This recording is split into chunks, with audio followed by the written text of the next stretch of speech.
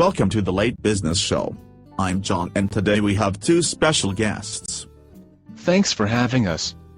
The topic of the day is accounting. So what is the purpose of accounting and why do companies use it?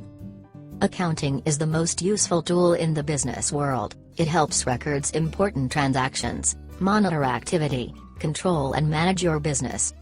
Without accounting, businesses may not be able to run due to the fact that businesses have to release financial statements every year. This is very important as financial statements can attract stakeholders into investing in your company, and the main purpose of accounting is to record transactions which go in and out of your company. This includes the money going into the businesses.